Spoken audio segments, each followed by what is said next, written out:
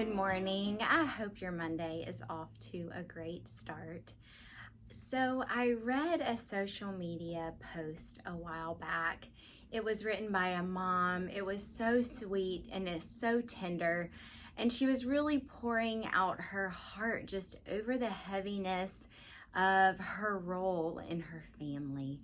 And she called herself the keeper of all of these different pieces of her family and of her life, and all of these key roles that she played. And I so identified with the way that she felt and just that heaviness that I often feel in my own life of the roles and responsibilities that the Lord has given me. It can weigh so heavily on me, and so I really identified with all that she shared.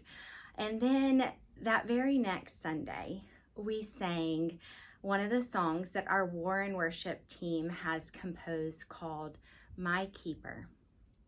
And the Lord so sweetly reminded me that, yes, Jenna, I have given you some key roles and responsibilities to play in your life, and you need to do them diligently. But do not forget, I am not only your keeper, I am also the keeper of all of your loved ones. I am the keeper of your children. I am the keeper of your husband. I am the keeper of your family.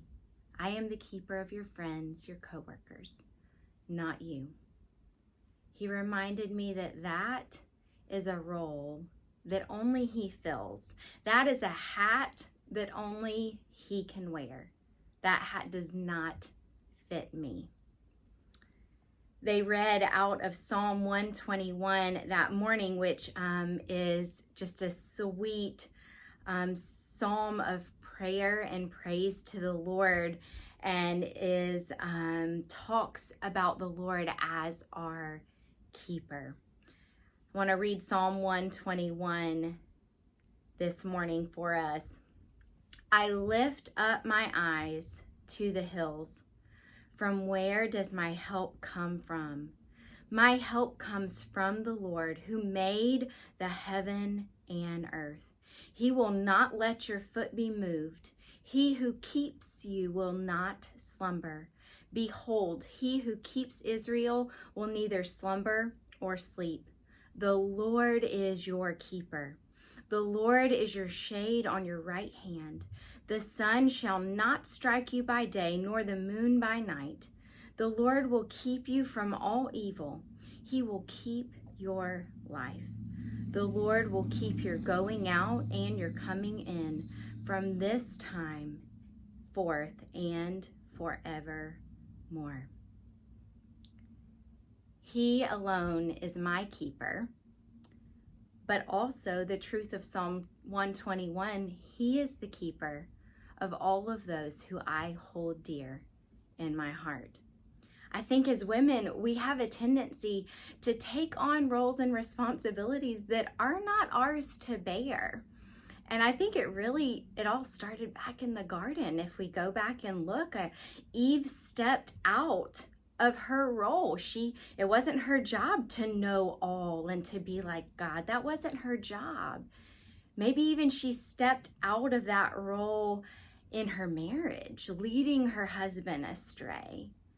And when we do that, when we step outside and of the roles and responsibilities that God's given us, or we take on more of that than we should, our peace level goes way down in our lives and our anxiety shoots up.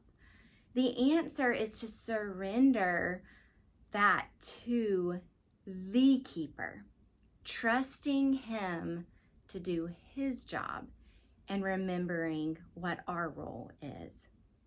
I think it truly boils down to, do we know who God is? Do we know what is his job versus what is our job? Because in order to know who I am and what my job is, I must first know who God is and what is his job and what is not my job. Galatians 6:2 tells us that we should bear one another's burdens, and we should be grieved over sin and its devastation. But our response to that, when we feel those burdens well up in our hearts for those around us, when we feel devastated by the sin that we see around us, our response has to be to take that to the feet of the Lord. Lay it on the altar before him. And then here's the hard part. Oh, we can't go pick it back up. We got to leave it there. Maybe we got to do that hour by hour throughout the day. Taking what's heavy on our hearts for those around us and laying it at his feet. I don't know what key roles you might be playing in your life right now that do overwhelm your spirit sometime. I don't know, maybe you are have adult children and your heart is grieved because you're watching them live in a way that you know doesn't honor the Lord.